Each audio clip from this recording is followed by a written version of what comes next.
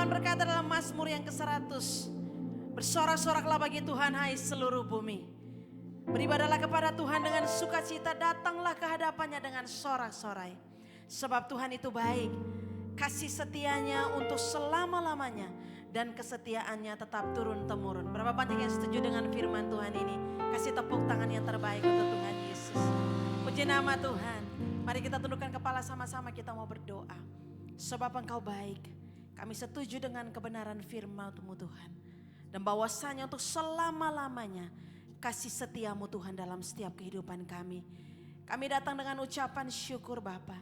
Terima kasih untuk segala kebaikan-Mu, perkenanan-Mu atas kehidupan kami, kemurahan demi kemurahan yang Engkau limpahkan atas hidup kami Bapa. Terima kasih untuk kesetiaan umat-Mu, anak-anak-Mu yang siang hari ini memilih datang mencari wajah-Mu. Sebab kami tahu di luar Tuhan kami tidak mampu, di luar Tuhan kami tidak bisa apa-apa.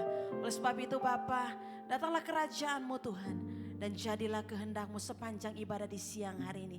Berkati setiap pribadi lepas pribadi, bangku-bangku yang belum terisi, Engkau yang mengirim setiap jiwa-jiwa yang haus dan lapar akan Engkau datang memuji menyembah Tuhan. Di dalam nama Tuhan Yesus Kristus, mari yang siap untuk memuji menyembah Tuhan sama-sama katakan amin.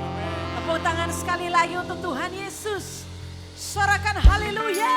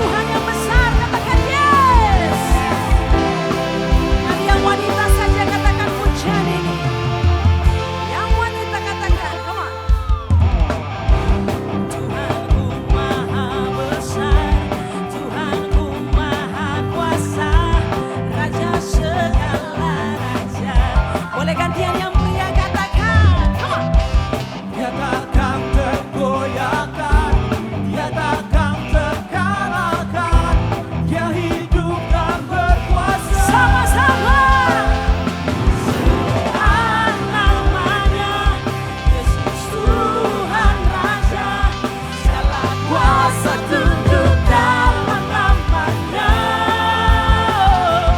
Yang luar biasa, perkasa mulia, Yesus nama di atas.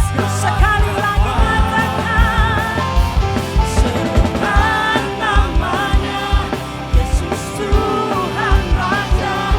Segala kuasa tunduk dalam namanya. Yang luar biasa, kuasa mulia, Yesus nama di atas segala nama. Tepuk tangan semuanya. Kami mengakui dengan bibir, mulut, lidah kami bahwa tidak ada Allah lain selain Engkau yang perkasa, yang mulia.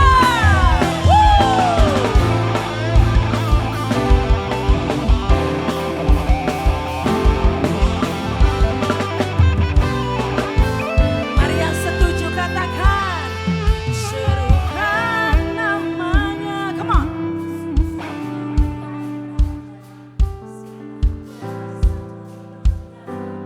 Di dalam nama Yesus, amin. Dia luar biasa.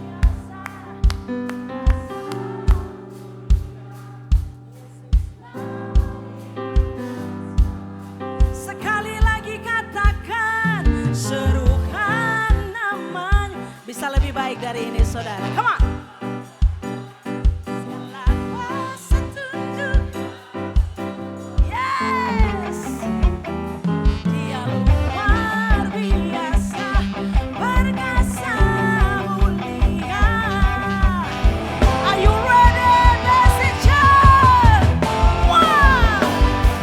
Serukan namanya, Yesus Tuhan Raja. Segala kuasa tunduk dalam namanya. Dia luar biasa, perkasa mulia, Yesus nama di atas segala nama. Katakan Yesus, Yesus nama di atas segala nama. Yesus nama di atas segala nama.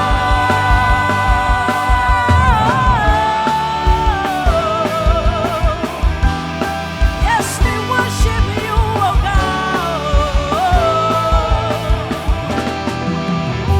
Untuk Raja di atas segala raja. Come on, praise God. Tepuk tangan lebih dahsyat lagi untuk Tuhan Yesus. Serukan namanya, Yesus tuh. Saya mau dengar suara jemaat saja katakan. Akui itu, saudara. Amin. Akui itu. Dia luar biasa. Dia perkasa dan mulia. Amin. Sekali lagi jemaat Tuhan katakan, serukan namanya. Segala kuasa tunduk dalam namanya. Tidak ada yang terlalu sulit buat Engkau Tuhan. Amin. Perkasa mulia, Yesus nama di atas segala nama. Angkat kedua tanganmu, katakan Yesus, Yesus nama di atas. Yes, Yesus nama di atas segala nama. Haleluya. Tepuk tangan lebih dahsyat lagi, come on. Nama Yesus, nama yang murni, nama yang mulia, nama yang manis, nama yang selalu memberikan kedamaian dalam setiap kehidupan kami. Dalam nama Yesus, sama-sama katakan amin. Tepuk tangan sekali lagi untuk Dia. Kasih tahu kiri dan kananmu, Tuhan Yesus sayang sama kamu. Amin. Jemaat Tuhan, silakan duduk kembali.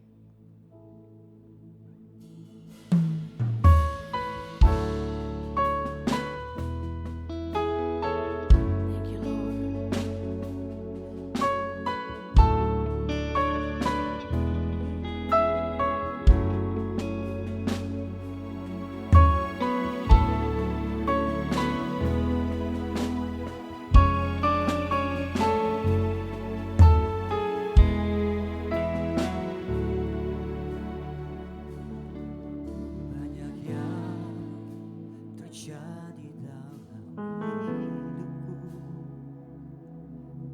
Terkadang tak sesuai harapanku. Masalah, tantangan hidup yang silih berganti. Ku dikuasai ketakutan. Ketika lidah tak mampu bicara, mata menjadi bahasa surga. Ku tersungkur bersujud berseru padamu, Tuhan jadi andalanku. Berseru pada Yesus, ku berseru kepadanya, air mataku dibuatnya jadi kemenangan. Hidupku limpah dengan berkat. Beri tepuk tangan untuk Dia yang luar biasa, untuk kesetiaan-Mu. Terima kasih Tuhan Yesus.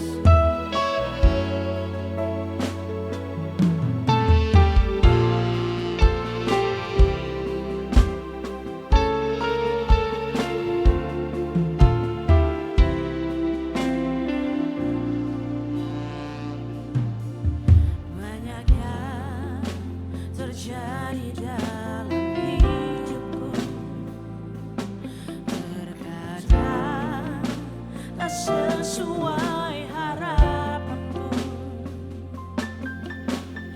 Masalah, tantangan hidup yang silih berganti. Ku dikuasai ketakutan. Ketika lidah tak mampu bicara, air mata pun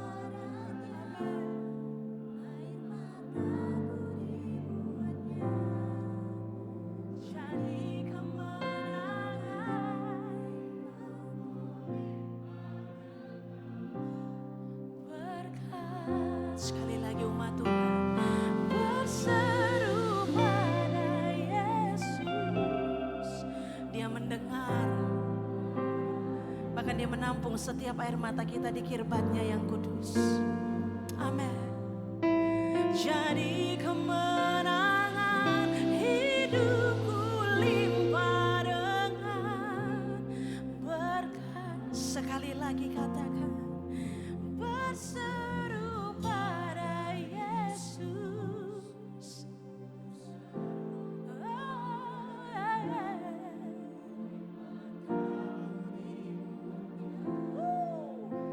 Jadi kemenangan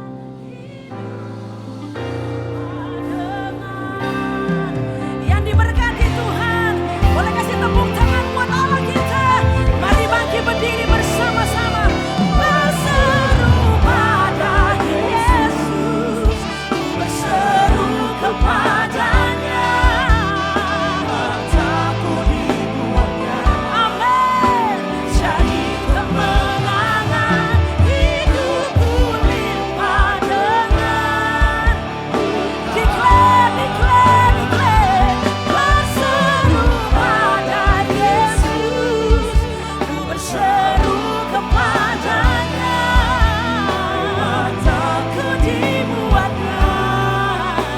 Jadi kemenangan hidupku limpah dengan berkat. Let's sing it one more time. Berseru pada Yesus. Yes, haleluya. Air mataku dibuatnya. Jadi kemenangan hidupku limpah dengan berkat. Hidupku limpah dengan berkat. Katakan dengan iman, hidupku limpah dengan berkat.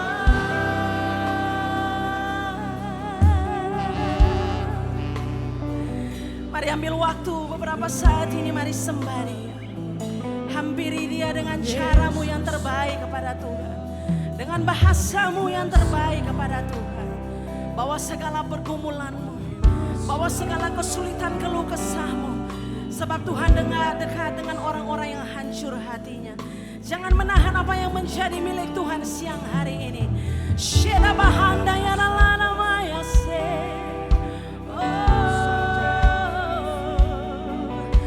Betapa kami bersyukur, kami bangga, dan kami berterima kasih kepadamu Tuhan.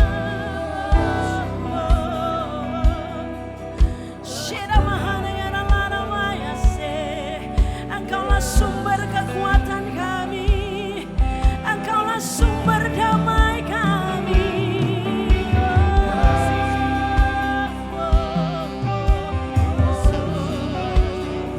Pengharapan kami hanya di dalam-Mu.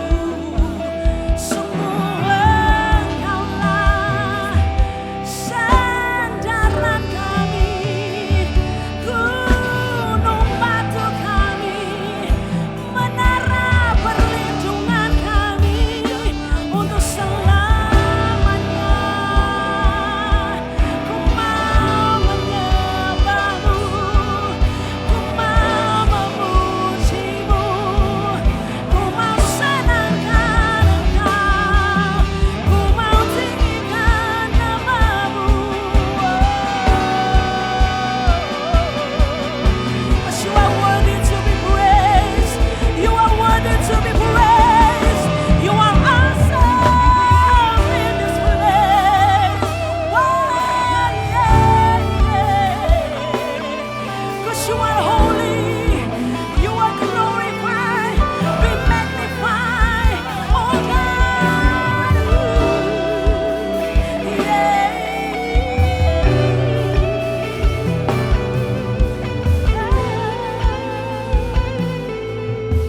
Boleh angkat kedua tangan kita sama-sama. How great is our God. Sing with me, how great. And all we see how great, how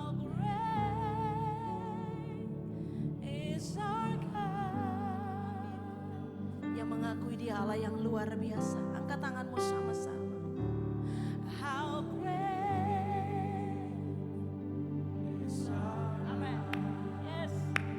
Sing with me. How great is our God. And all we see how great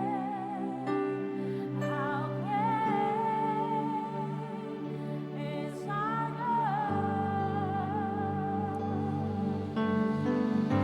Katakan Jesus name, Jesus name above all names.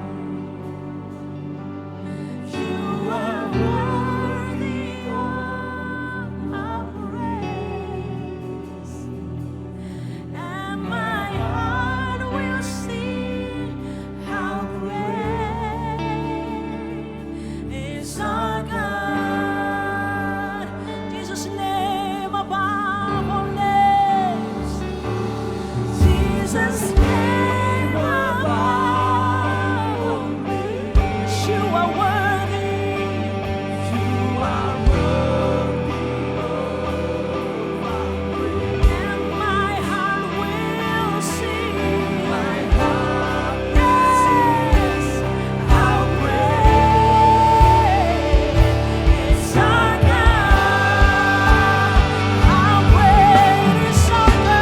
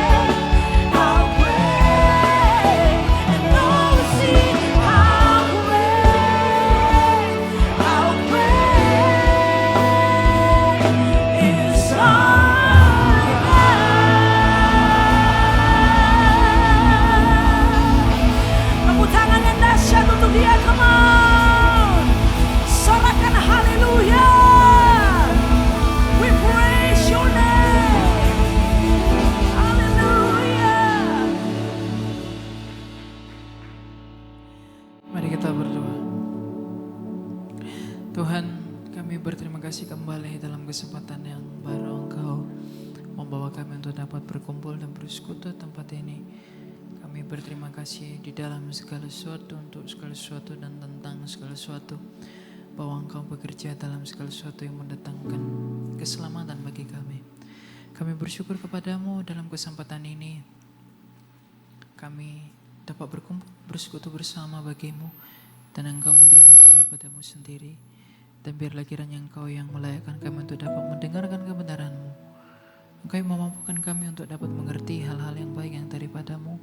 Dan kiranya Engkau yang memampukan kami untuk menjadi pelaku atas kebenaran-Mu. Ampuni segala dosa pelanggaran kami, ampuni segala ketidakmurnian kami, dan tuntunlah kami untuk tetap mau mengikut Engkau dalam segala suatu peristiwa hidup kami.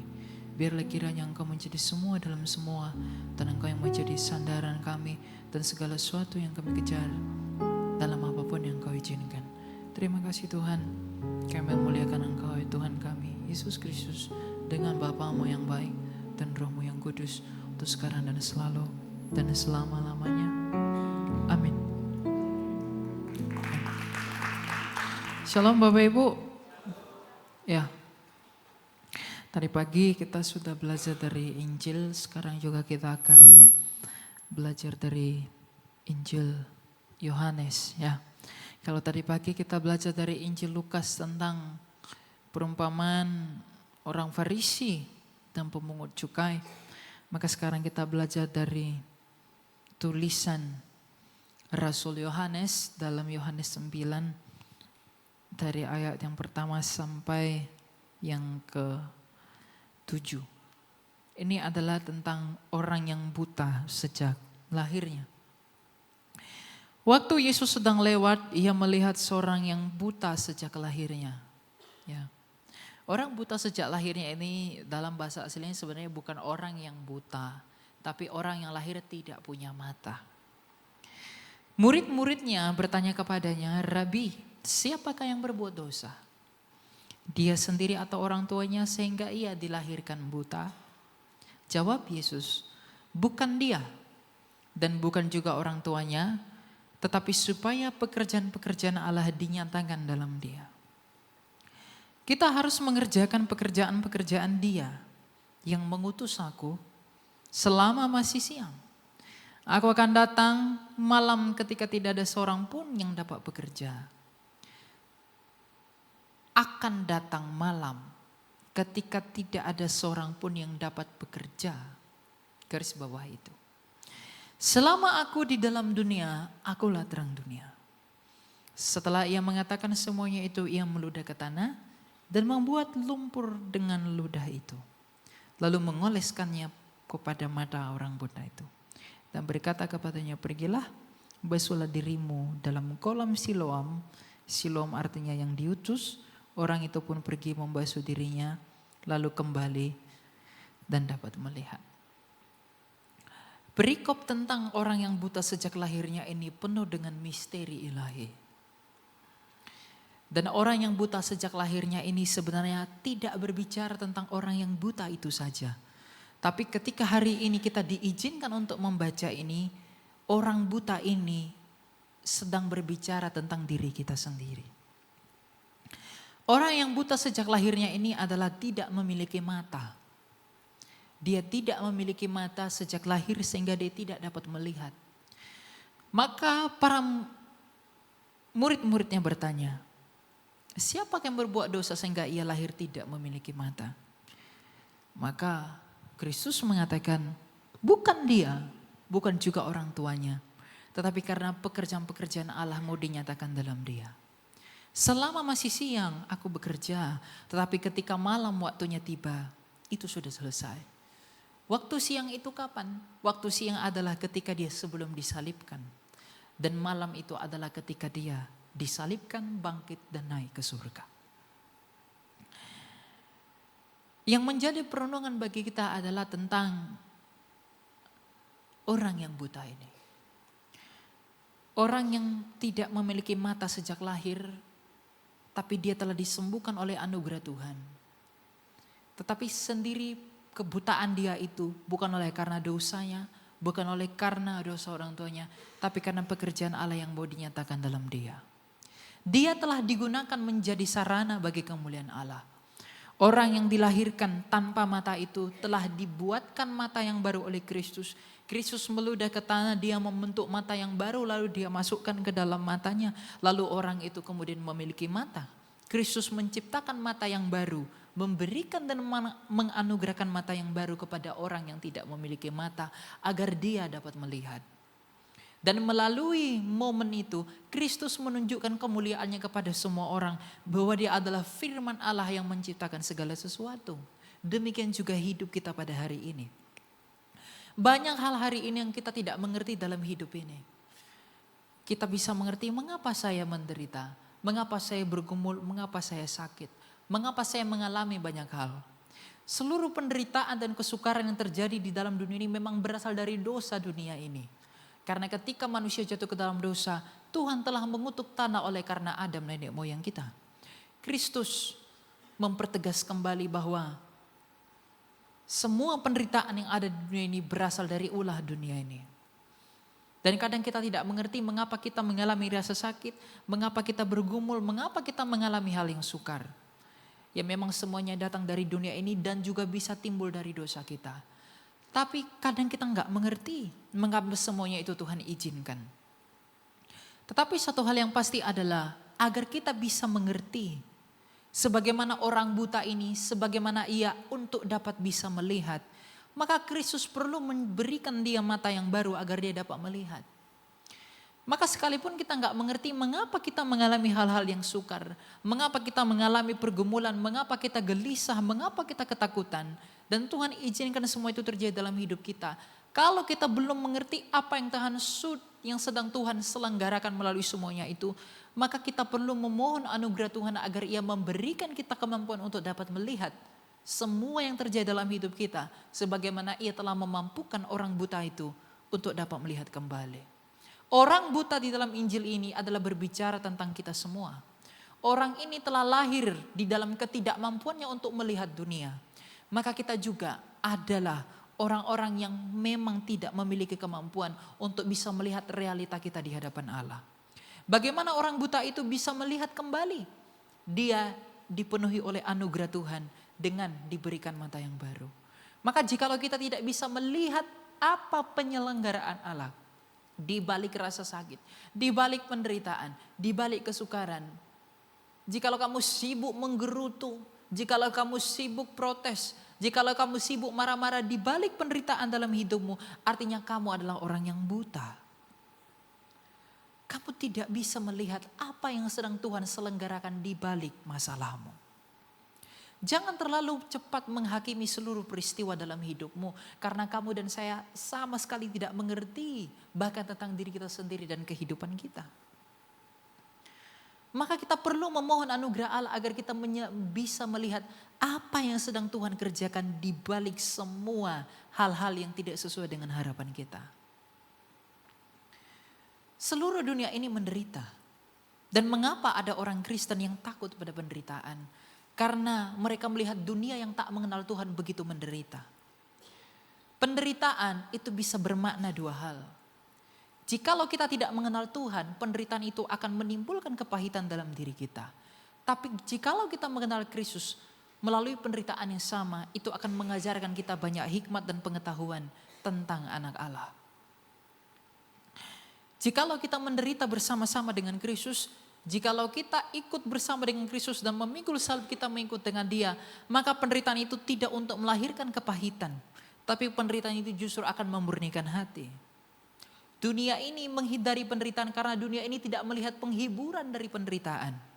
Dunia ini takut pada penderitaan karena dunia ini tidak melihat ada yang menderita tetapi menang.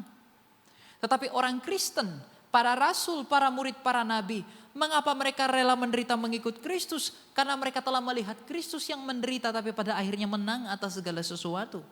Tuhan yang baik, Yesus Kristus yang mulia daripada segala sesuatu, telah mengatakan bahwa aku telah mengalahkan dunia. Bagaimana Kristus mengalahkan dunia? Tentu ia mengalahkan dunia tidak dengan kemuliaan dunia. Tetapi dia mengalahkan dunia justru mempermalukan kemuliaan dunia melalui penderitaan dan kematiannya. Melalui kebangkitannya dan melalui kenaikannya ke surga.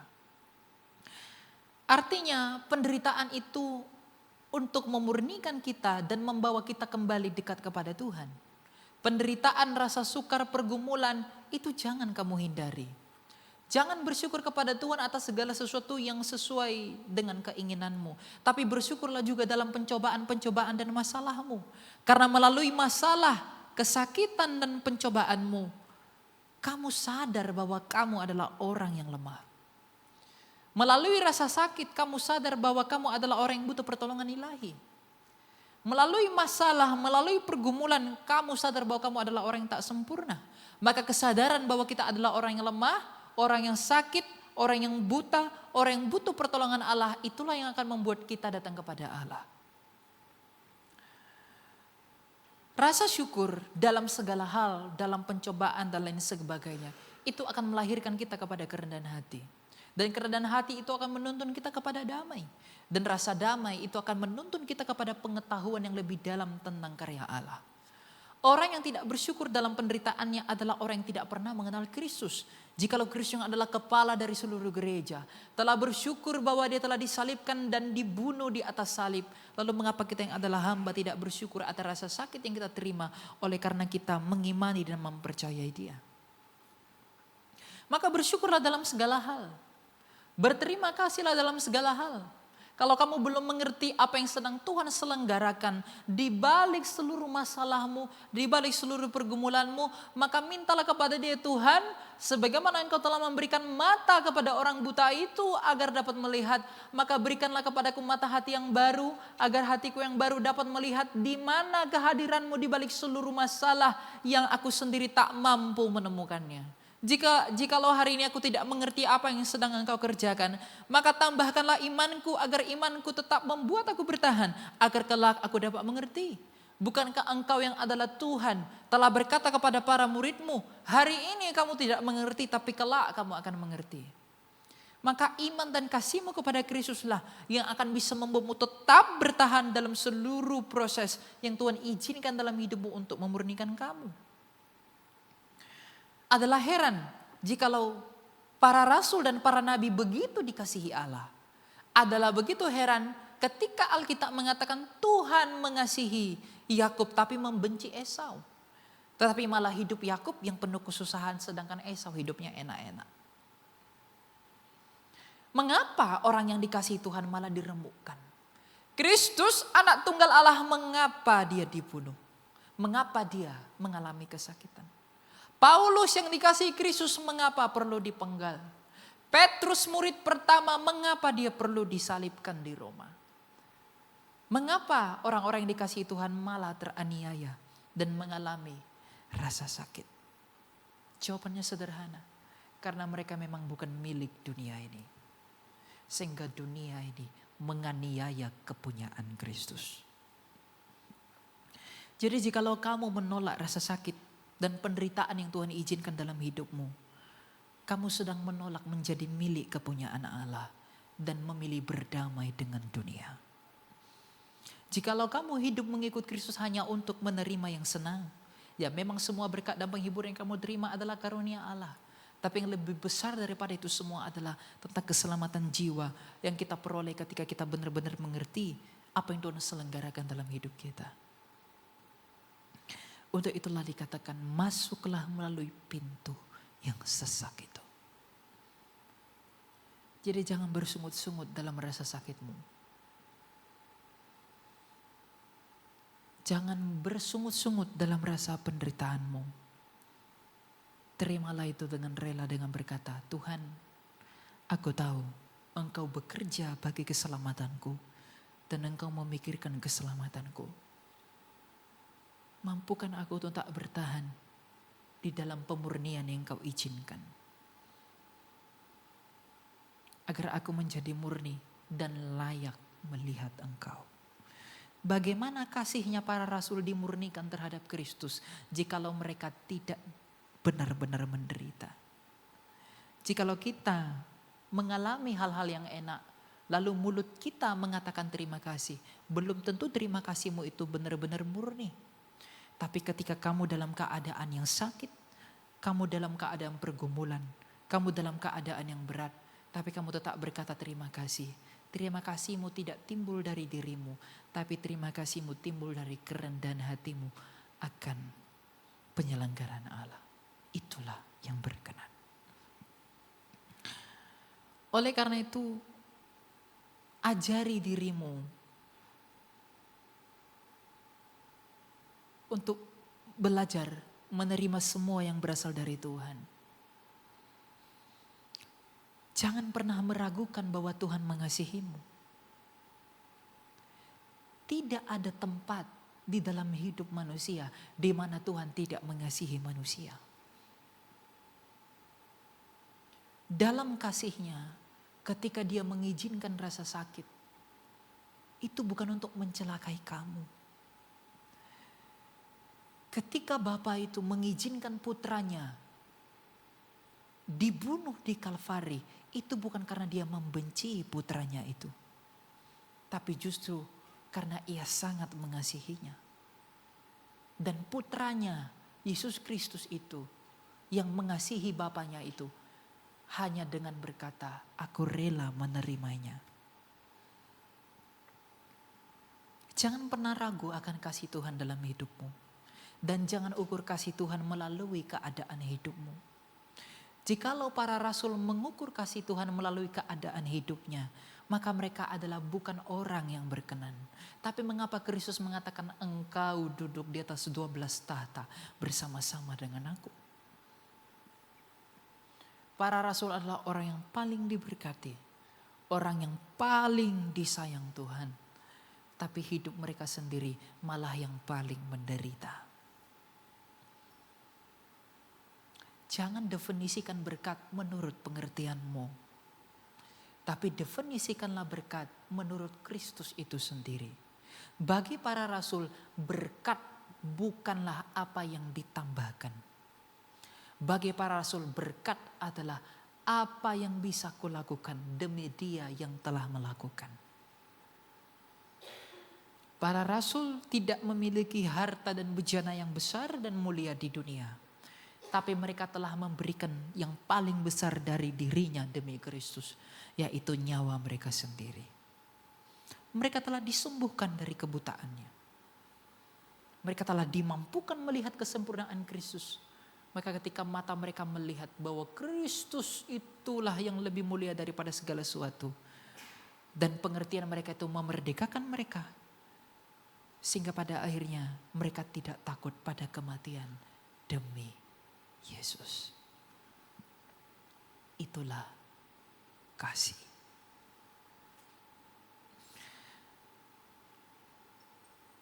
Ketika kita memperoleh kelimpahan dalam hidup ini, jangan lupa bahwa Tuhanlah sumber daripada kelimpahan. Tapi jikalau kita menerima penghiburan dari Allah, tetaplah rendahkan dirimu. Dan jangan berpikir bahwa kamu adalah sumber dari keberhasilan itu. Tapi jikalau kamu menerima rasa sakit dari orang lain, dan kehidupan tidak seperti yang kamu harapkan, atau jika kamu direndahkan oleh orang lain, jangan berputus asa. Karena kadang Tuhan mengizinkan kesedihan agar kita bisa menemukan belas kasihannya di balik kesedihan. Sebagaimana kesehatan dijaga oleh obat-obatan yang pahit, demikian juga kehidupan kita, kerendahan hati kita, kesehatan jiwa kita, itu dijaga Tuhan melalui peristiwa yang menyakitkan agar kita sadar bahwa kita tetap membutuhkan pertolongan Allah dan kita tetap bersama-sama dan mengandalkan anugerah Allah. Orang yang selalu ingin hidup enak dalam mengikut Kristus tidak pernah benar-benar melihat dan mengenal Kristus. Karena para rasul bahkan dalam doa mereka tidak pernah meminta hal itu kepada Kristus. Jadi mohonkan kepada Allah agar kamu mengerti apa yang Allah selenggarakan melalui segala sesuatu yang sedang kamu alami dalam hidupmu. Jikalau kamu hari ini merasakan hal-hal yang tidak sesuai dengan kemauanmu, jangan terburu-buru menghakimi semuanya itu. Karena kamu gak tahu apa yang Tuhan sedang cegah melalui penolakan. Karena kamu gak tahu apa yang Tuhan sedang persiapkan di balik kegagalan. Karena kamu gak tahu apa yang sedang Tuhan selamatkan di balik sebuah kehilangan. Apa yang sedang Tuhan cegah melalui kemalangan. dan banyak hal sebagainya. Untuk itulah Rasul memperingatkan kita, bersyukurlah senantiasa dalam segala hal. Karena rasa syukur itu membawa kita kepada kerendahan hati. Dan itu membawa kita kepada pengetahuan yang baik tentang Dia. Maka orang yang benar-benar mengenal Allah seperti Kristus itu, yang benar-benar mengenal Bapanya, hanya berkata, jadilah kehendak-Mu. Kita nggak pernah tahu apa yang baik bagi kita. Jangan ajari Tuhan dalam doamu. Akui dosamu dalam doamu dan katakan, pimpin aku, jadilah kehendak-Mu. Apa yang kamu minta dalam doamu belum tentu baik bagi dirimu. Terlalu mudah bagi kita untuk mengajari Tuhan dalam doa daripada mengatakan dan mempercayakan diri kita kepada kehendak-Nya. Kita ragu akan kasih Allah. Kita ragu akan pemeliharaannya. Sehingga kita kadang berusaha mencari jawaban doa kita dari dunia ini. Kita tidak mencari jawaban dari Tuhan. Tapi kita mencari jawaban dengan pikiran dan penafsiran kita yang mencelakakan kita. Jadi mohonkanlah pertolongan Allah. Agar semua yang hari ini kamu gak mengerti dalam hidupmu, Tuhan mampukan kamu untuk dapat melihat dirimu. Pertobatan itu bukan hanya tentang keluar dari dosa. Tapi lebih dalam dari itu adalah tentang bagaimana kita memiliki kemampuan melihat dosa. Pertobatan itu bukan hanya tentang lepas dari dosa. Tapi tentang apakah kita mampu melihat dosa dalam diri kita. Orang yang paling diberkati adalah orang yang bisa melihat dosa-dosanya, bisa melihat cacat celanya, bisa melihat kelemahannya, bisa melihat ketidakberdayaannya di hadapan Allah. Sehingga dia mengatakan, kasihanilah aku orang berdosa ini.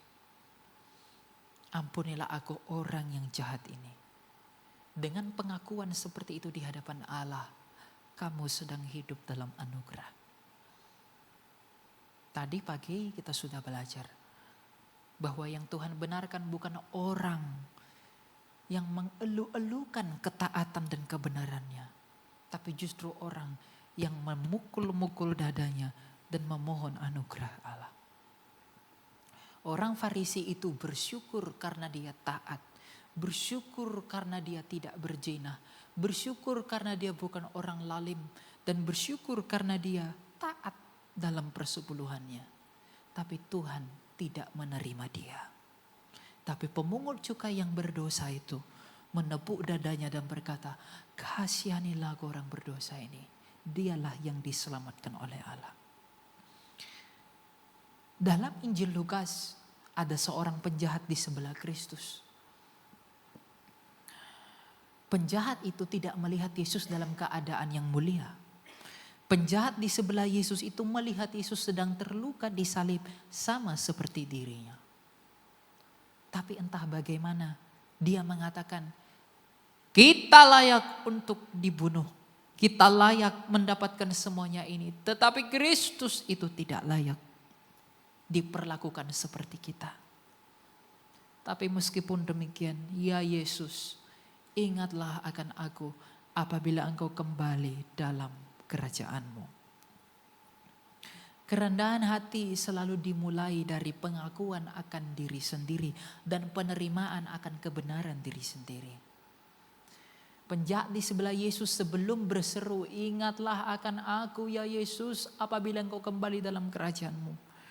Tapi yang pertama sekali dia mengaku bahwa aku layak dihukum. Berdoalah dengan cara demikian kepada Tuhan. Tuhan, aku pantas menerima yang buruk. Aku pantas menerima yang tidak baik. Karena engkau tahu semua dosaku. Tapi keyakinanku akan belas kasihanmu. Keyakinanku akan kesetiaanmu. Membuatku tetap berani berharap kepadamu untuk keselamatanku. Mintalah itu kepada Tuhan agar kamu selamat. Tapi pertanyaanmu adalah, apa yang membuat aku perlu seperti itu? Apa yang membuat aku harus melalui jalan itu? Apa yang memotivasi aku untuk bisa mengikuti jalan-jalan itu? Kalau kamu tidak menemukan sesuatu dalam Kristus, kamu gak akan mau rela untuk mengikut Dia. Maka kamu harus berusaha menemukan sesuatu yang ada di dalam Dia yang tidak ada di tempat lain. Makanya pencarian akan Kristus itu adalah seumur hidup manusia. Tidak cukup hanya 1-2 kali momen. Pengertian dan pemahaman akan Allah itu adalah proses selamanya. Selama kamu hidup, tubuh masih ada di dalam jiwamu.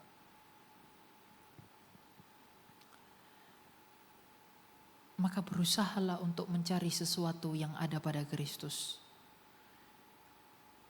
Agar kamu rela mencintai Dia. Temukanlah sesuatu dalam Tuhan. Agar kamu rela menderita bagi Dia. Temukan sesuatu di dalam Tuhan. Agar kamu rela mengikut Dia. Temukan sesuatu pada Kristus. Agar kamu berkorban demi Dia. Jikalau Dia telah melakukan itu pertama sekali untukmu. Sekalipun ia tak menemukan yang baik dalam dirimu, tapi ia tetap mau berkorban bagimu. Kita selalu menemukan yang baik pada Tuhan, tapi kita sendiri tidak mau mengikut Dia dengan benar. Betapa bejatnya manusia itu. Betapa sombongnya kita ini. Dia telah melakukan sesuatu yang baik demi kita yang tidak baik, tapi kita tidak mau melakukan yang baik demi Dia yang baik. Ciptaan telah merasa lebih tinggi dari pencipta. Ciptaan merasa lebih tahu dari pencipta. Dan ciptaan merasa lebih baik dari pencipta. Mulut tidak mengatakan secara langsung, tapi cara hidup telah mengatakannya. Jangan bersyukur dengan bibirmu, tapi bersyukurlah dalam cara hidupmu. Ketika kamu sabar dalam kesukaran, dalam pencobaan. Ketika kamu tetap lemah lembut ketika dihina. Itulah caramu bersyukur kepada Tuhan di dalam rasa sakitmu. Terlalu mudah bagi kita mengatakan, ya Yesus terima kasih. Seperti Farisi itu terlalu mudah mengatakan thank you Lord. Tapi itu tidak datang dari hati. Itu datang dari dosa. Hati yang tidak murni, ucapannya bisa sama, tapi dampaknya bisa beda. Kitalah orang-orang buta itu. Orang yang tidak bisa melihat kebenaran Allah. Maka belajarlah untuk bisa melihat kebenaran itu. Bapak Ibu,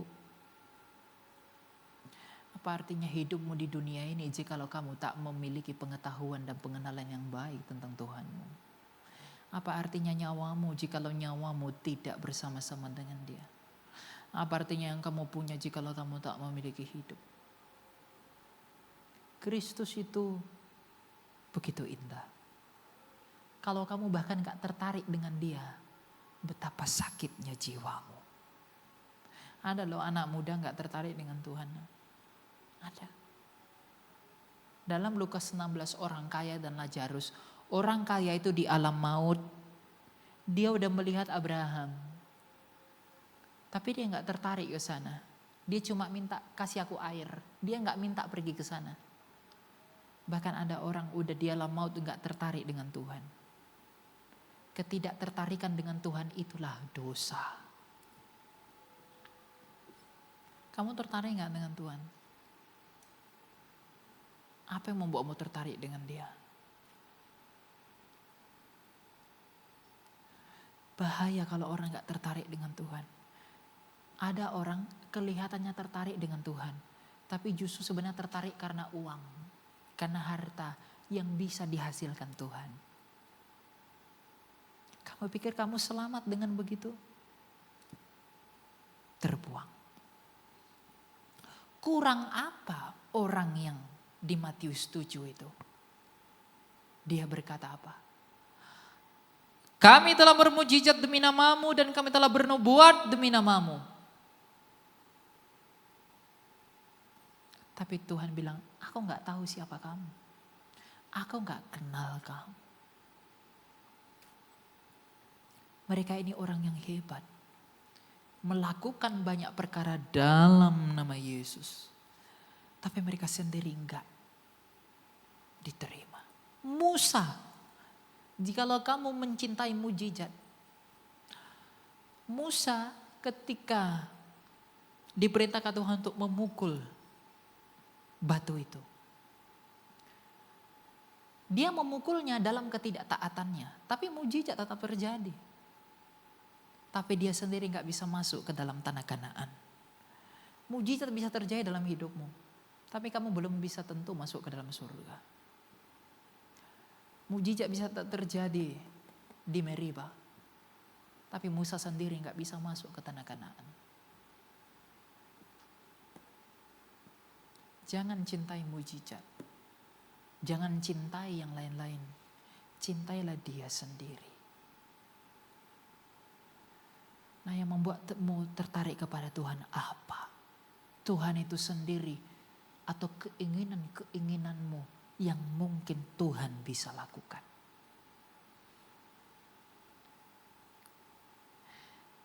Kita nggak memiliki gambaran betapa indahnya perdamaian dengan Kristus di dalam surga dalam kehidupan yang kekal.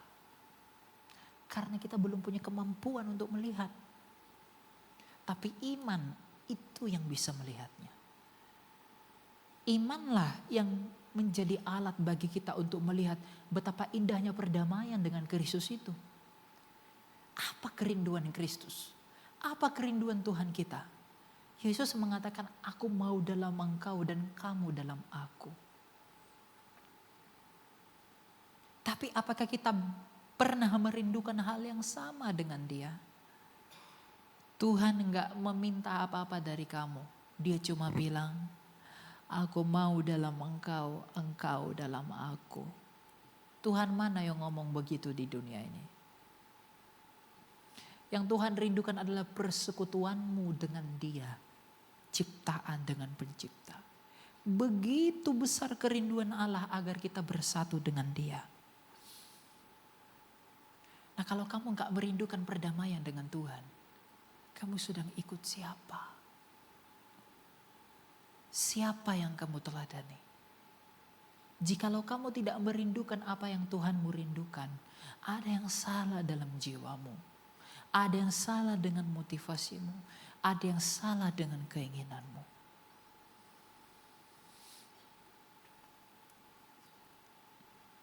Bertemu dengan penciptamu sendiri adalah kebahagiaan yang tak terdefinisikan.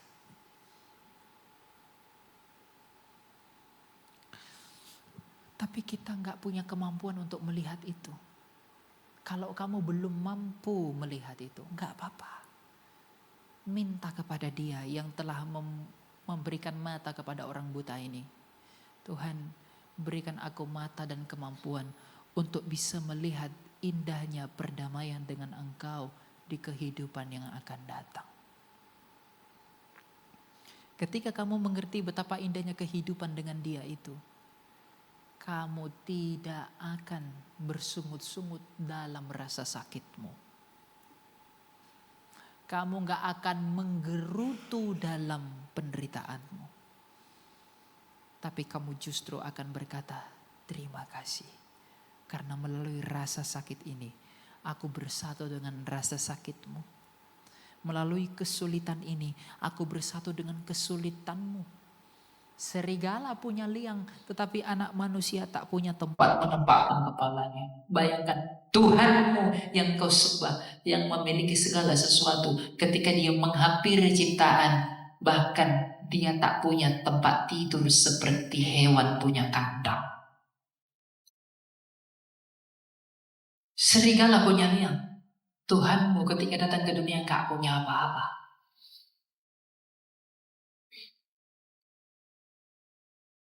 Jadi kalau kamu dalam kesulitan, berterima kasihlah Karena itulah momen kesempatan bagimu untuk bersatu dengan rasa sakit Tuhanmu itu. Dengan demikianlah engkau berdamai dengan Dia. Hal ini sulit kamu mengerti? Nggak apa-apa. Kalau hal ini sulit kamu pahami. Tapi jangan berhenti di situ. Minta pertolongan kepada Dia agar kamu bisa mengerti semuanya itu. Dengan demikian pada akhirnya kamu akan melihat dunia ini dengan cara yang berbeda. Kamu gak akan ngotot-ngotot lagi. Kamu gak akan kejar-kejaran lagi. Tapi kamu akan hidup dengan apa yang Tuhan izinkan saja. Kamu akan melihat dunia ini ternyata nggak ada apa-apa. Papa Senoda pernah mengatakan bahwa dunia ini terlalu miskin untuk membuat aku bahagia. Jangan pernah kejar kebahagiaan di dunia ini. There is no happiness di dunia ini. Orang yang sudah menggenggam banyak hal pun saya temuin tetap melarat, tetap miskin, telanjang, dan buta.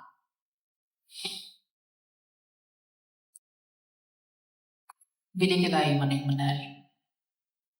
Milikilah kasih setia yang benar. Milikilah pengertian yang benar, pengetahuan dan pengenalan yang benar tentang anak Allah itu. Karena Yesus Kristus, anak Allah itulah kekayaan umat manusia. Berjuanglah kamu mendapatkannya. Kejarlah batu putih itu. Kejarlah roti hidup itu. Kejarlah air hidup itu. Kalau kamu kehausan, wahai anak muda, minumlah dari mata air yang tak pernah bisa padam. Seperti perempuan Samaria itu tidak pernah kehausan lagi. Jikalau perutmu lapar, makanlah roti hidup itu. Jikalau engkau ketakutan, datanglah kepada Dia yang telah menaklukkan dunia ini. Jikalau kamu sedih, datanglah kepada Dia yang menghiburkan umat manusia melalui kebangkitannya atas seluruh penderitaan umat manusia. Makanya Yesus itu tidak ternilai. Itu bukan cuma kata-kata. Ada orang yang cuma mengatakannya tanpa mengalaminya. Ada. Tapi orang yang sudah melalui penderitaan, melalui kesulitan, melalui kesukaran, mengatakan Yesus itu tidak ternilai. Itu tidak kosong. Itu memiliki nyawa dalam perkataannya. Yesus itu tidak ternilai. Itu tidak terlihat bagi orang yang tidak pernah menderita. Orang harus menderita untuk bisa melihat surga. Penderitaan bukan dicari. Penderitaan itu diterima. Ketika dia menghampirinya, terima sebagai api yang memurnikan kamu. Jangan hindari. Mungkin kamu didiagnosa sakit apa, tiba-tiba. Kamu mungkin bisnismu gimana, pekerjaanmu gimana, anak-anakmu tiba-tiba ini itu. Kamu banyak hal gak kamu mengerti. Jangan buru-buru minta Tuhan tengking. Gak semua hal harus ditengking dalam hidup ini. Nanti kamu yang ketengking dari surga. Jangan. Ketika kamu menerima sesuatu yang tidak kamu pahami, ketika kamu menerima sesuatu yang mengagetkan kamu, katakan dulu kepada Dia, Tuhan, apa yang Engkau mau ajari melalui peristiwa ini, agar peristiwa ini tidak sia-sia menimpa aku. Dengan begitu kamu mengerti penderitaan dan peristiwa itu mengajari kamu sesuatu yang menjadi guru bagi kamu, yang menuntun kamu kepada Kristus.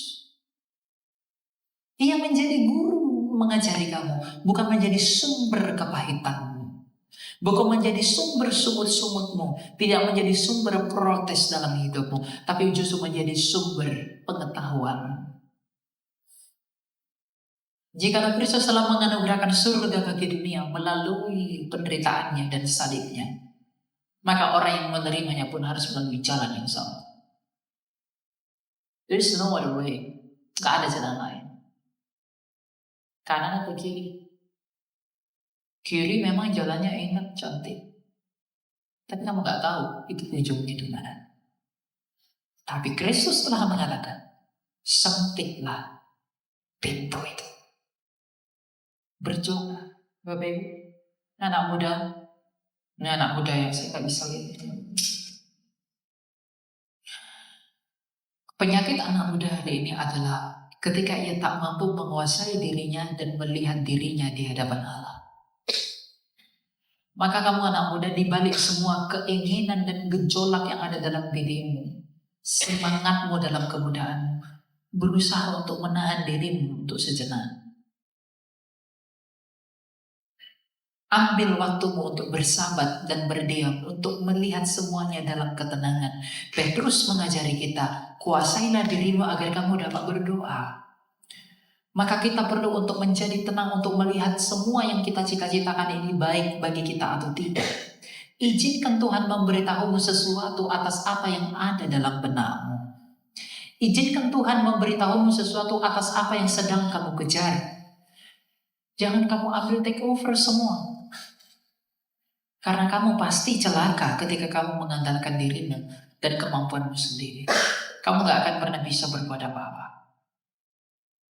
Agar kita dalam pintu keselamatan, pintu rahmat dan anugerah, kamu harus tetap hidup mengandalkan Allah.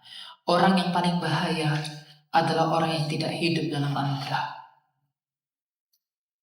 Itulah orang yang paling bahaya. Orang yang mengandalkan dirinya sendiri, orang yang merasa bahwa dia semua yang ada dalam hidup ini dari kemampuannya, itulah orang yang bahaya. Rendahkan hatimu dan berusahalah hidup dalam perdamaian dengan Allah. Berdamai dengan Allah adalah dengan mengatakan, Tuhan, apapun kehendakmu jadilah demikian.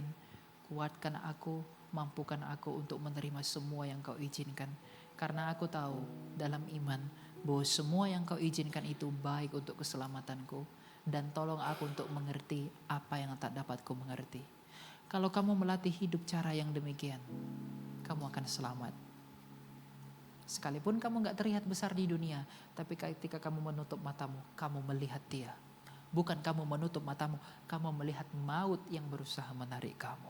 Kematian, ingat ya, di hadapan kematian tak seorang pun bisa mengandalkan dirinya. Di hadapan kematian tak seorang pun bisa mengandalkan apapun. Apapun yang kamu miliki, apapun yang kamu genggam, apapun yang kamu kejar, apapun yang kamu miliki saat ini. Ketika kematian datang menghampiri kamu gak bisa mengandalkan apapun. Tapi ada satu pribadi namanya Yesus Kristus itu. Dia sendiri telah menginjak kematian ketika bangkit dari antara orang mati. Jadi jikalau kamu mau mempersiapkan kelayakanmu menghadapi kematian, peluk Dia, pegang tangannya, jalan bersama Dia. Agar kematian tidak menelan kamu sebagaimana kematian tidak bisa menelan Tuhanmu itu. Kalau kamu bersandar pada uang, pada kejayaan di dunia ini, siapa orang kaya enggak mati? Siapa orang sukses enggak mati? Siapa orang hebat enggak mati? Siapa orang cantik enggak menua keriput dan mati? Siapa orang yang hebat di dunia ini tidak mengalami kematian? Dan di mana nama mereka hari ini? Mereka enggak bisa berbuat apa-apa dari diri mereka sendiri. Dan semua yang mereka miliki telah menghina-hina mereka ketika mereka tidak berdaya di pembaringan rumah sakit. Mereka gak bisa berbuat apa-apa. Jadi jangan bersandar pada apa yang akan mati juga. Tapi bersandarlah pada Dia yang tidak ditelan oleh maut itu. Pada akhirnya kamu akan mengerti gak ada yang kamu butuhkan selain Yesus itu. Gak ada. Kalau hari ini kamu belum mengerti gak apa-apa. Kamu belajar untuk mengerti. Minta kepada Dia, Tuhan aku masih buta. Aku masih belum bisa melihat Tuhan. Mengapa hanya Engkau yang kuperlukan? Berikan aku mata agar aku bisa melihat bahwa hanya Engkau lah yang kuperlukan. Minta itu. Kalau kamu tulus meminta, Tuhan pasti berikan. Yang tidak mau menerima Dia aja Dia datangi kok. Yohanes 1 ayat 10 mengatakan, ia datang kepada kepunyaannya tapi kepunyaannya tidak menerimanya. Jikalau yang tidak mau menerimanya saja Dia datangi, apalagi kamu yang mencari Dia, pasti Dia bawa. Pasti. Yang menolak dia aja dia datangi. Apalagi kamu yang rindu akan kebenarannya, dia pasti sambut kamu. Tapi bersiap dalam prosesnya. Jangan kaget. Jangan takut. Semua itu baik bagi jiwamu. Pada akhirnya saya akan menutup dengan perkataan dari Bapak Antoni dan muridnya Makarius. Mengatakan bahwa kerendahan hati adalah awal dari seluruh kehidupan yang bajik dalam mengikut Kristus. Maka rendahkan hatimu di hadapan Allah dengan melihat kenyataan dirimu yang tak berdaya, orang berdosa, yang lemah, yang rentan dan rapuh. Ketika kita melihat kenyataan itu di hadapan Tuhan, kita lagi gak mengandalkan diri kita karena kita tak menemukan apa yang baik dalam diri kita. Maka kita akan mengatakan kepada Tuhan, Tuhan, aku gak mau lagi mengandalkan diriku. Aku mau hidup mengandalkan anugerah-Mu. Jadilah kehendak-Mu. Dengan begitu, hatimu akan memiliki damai yang tidak bisa direbut oleh apapun. Dan damai sejahtera itu akan menuntun kamu kepada pengenalan dan pengetahuan yang begitu dalam tentang Dia. Maka apapun yang menggoncangkan kamu, sekalipun gadai besi menimpa kepalamu, sekalipun celurit di lehermu, sekalipun pisau di perutmu, sekalipun pistol di kepalamu, kamu akan tetap mengatakan, aku mau ikut Yesus. Seperti lagu toh, saya mau ikut Yesus, saya mau ikut Yesus sampai selama-lamanya. Meskipun saya susah menderita dalam dunia, saya mau ikut Yesus sampai selama-lamanya. Meskipun susah hidup, kita tetap ikut Dia, karena kita akan menemukan yang tak bisa diberikan oleh dunia. Tapi kalaupun hidupmu hari ini gak susah, gak apa-apa, bersyukurlah. Kesusahan itu gak dicari, tapi dilalui.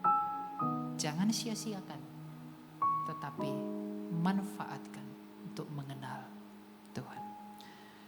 Agak lama ya saya, gak apa-apa. Kemudian bagi Allah selamanya. Mari kita berdoa. Tuhan, kami bersyukur kepadamu dan berterima kasih dalam kebaikan dan anugerah-Mu. Engkau menolong kami untuk mengerti kebaikan dan kebenaran-Mu. Terima kasih bahwa ternyata Engkau bekerja dalam segala sesuatu untuk menolong kami. Engkau memikirkan keselamatan kami, Engkau mencintai kami tanpa syarat, dan Engkau selalu rindu untuk membawa kami dekat kepadamu. Terima kasih Tuhan. Mampukan kami untuk mengerti bahwa Engkau hadir di setiap rasa sakit dan pergumulan dalam hidup kami.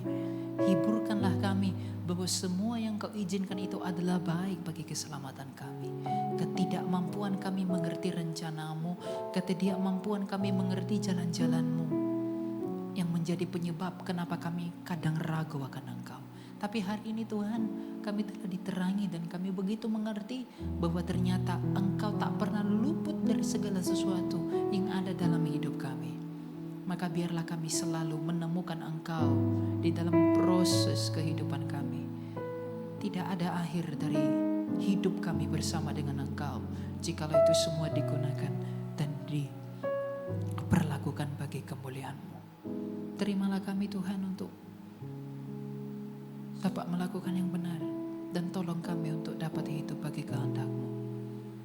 Apapun keadaan hidup kami, kami percaya Engkau tetap bekerja demi keselamatan kami. Tak sulit bagimu untuk memberkati kami, tak sulit bagimu untuk menolong kami, sebab Engkau sendiri telah turun dari surga untuk menolong kami. Tapi jikalau hari ini kami belum memperoleh apa yang kami harapkan, mungkin Engkau sedang menunda sesuatu, Engkau mencegah sesuatu. dan Engkau sedang menyelamatkan kami dari sesuatu. Maka terpujilah Engkau. Tolong gerejamu ini, para hambamu dan para pelayanmu. Kau memberkati jemaatmu, Kau mencukupkan mereka, menghiburkan mereka, memberkati dan menolong mereka dalam segala sesuatu yang berperkara dalam hidup mereka. Engkau yang memampukan kami untuk melayanimu dan menjadikannya semua bagi kemuliaan namamu.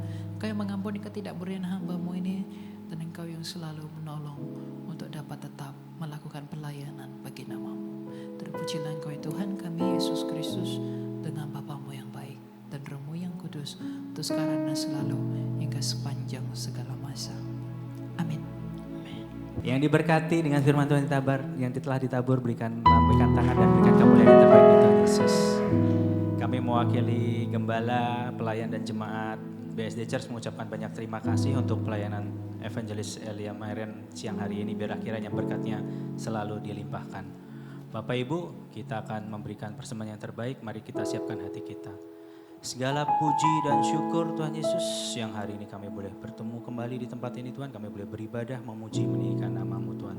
Terima kasih Tuhan buat berkat-Mu yang telah Kau limpahkan bagi kami seminggu ini Tuhan. Tiba saatnya Tuhan kami mau mengembalikan persepuluhan milik Tuhan. Kami juga mau memberikan persembahan syukur kami untuk Tuhan Yesus. Ajar kami untuk memberi yang terbaik Tuhan, bukan dari kelebihan kami Tuhan, tapi ajar kami memberi dari kekurangan kami, sehingga Engkau tahu isi hati kami Tuhan, dan bahwa kami selalu tertuju kepadamu, hati kami tertuju dan melekat kepadamu. Terima kasih Tuhan Yesus. Bapak Ibu yang siap memberikan yang terbaik, sama-sama kita katakan amin. Selamat memberi yang terbaik. Tuhan Yesus memberkati.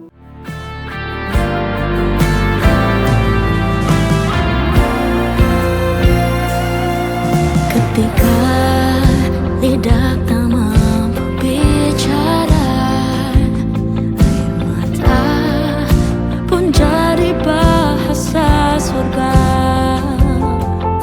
Ku tersungkur bersujud berseru padamu Tuhan. Monday Blessing diadakan setiap hari Senin melalui Zoom dengan link yang sudah tertera di layar.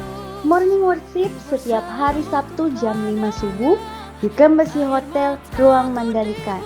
Kita bertemu kembali Sunday Concert Minggu 19 Juli 2026 jam 9 pagi dan jam 11 siang di Embassy Hotel lantai 6 Auditorium Gunung Salak bersama Pastor Aruna Wiryo Lukito.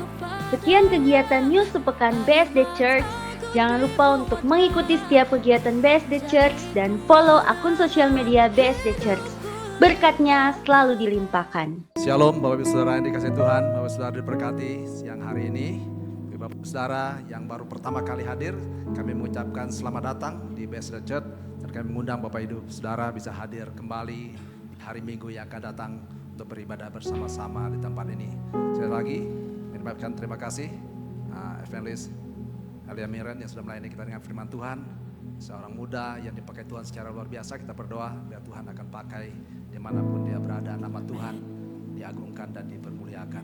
Amin. Baik Bapak Saudara, bagi Bapak Saudara yang mungkin baru pertama kali hadir, jika ingin mengetahui tentang gereja ini lebih jauh, bisa menemui pelayan yang ada di depan untuk bisa menanyakan beberapa hal kegiatan-kegiatan yang ada sepanjang 1 minggu ke depan.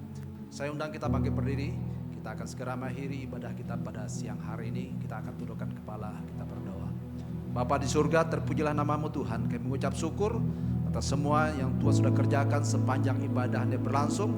Dari sesi pertama, sesi kedua, Tuhan sudah memberkati kami dengan firman Tuhan yang luar biasa, memberkati kami supaya kami senantiasa tertuju kepada Tuhan. Tuhan, kami berdoa biar Tuhan akan berkati hamba-Mu Elia Mairen Tuhan sudah Engkau pakai untuk menjadi saluran berkat pada hari ini, menyampaikan firman Tuhan dan urapan Allah yang sempurna itu, bahkan hikmatnya daripada Tuhan memenuhi kehidupan hamba-Mu, dan dimanapun hamba berada nama Tuhan diagungkan dan dipermuliakan. Memberkati setiap hamba-hamba-Mu yang sudah melayani sepanjang ibadah berlangsung. Tuhan memberkati. Kami terlampau yakin percaya setiap apa yang melakukan dalam Tuhan dengan sungguh-sungguh, bahkan dengan sukacita. Tuhan memberkati kami semua.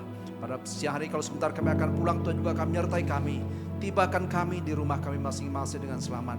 Memberkati kami supaya kami dapat berkumpul dalam rumah tangga. Bahkan dalam pelayanan kami selanjutnya, Tuhan yang akan memberkati kami. Biar kami senantiasa akan menjadi orang-orang tetap setia, tetap teguh dalam iman dan pengharapan kami kepada Kristus. Karena kami terlampau yakin percaya, iman kami kepada Kristus itu akan bawa kami kepada keselamatan dan kehidupan yang kekal. Bapak Ibu Saudaraku yang dikasihi oleh Tuhan, arahkan hatimu kepada Tuhan.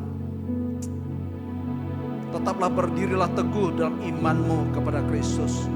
Karena segala jerilahmu dalam Tuhan tidak akan pernah sia-sia. Oleh karena itu Bapak Ibu Saudara, terimalah berkat damai sejahtera dari Allah Bapa, kasih karunia daripada anaknya yang tunggal, Tuhan Yesus Kristus, di dalam persekutuan dengan Roh Kudus, boleh menyertai Bapak Ibu Saudara mulai siang hari ini sampai selama-lamanya. Haleluya.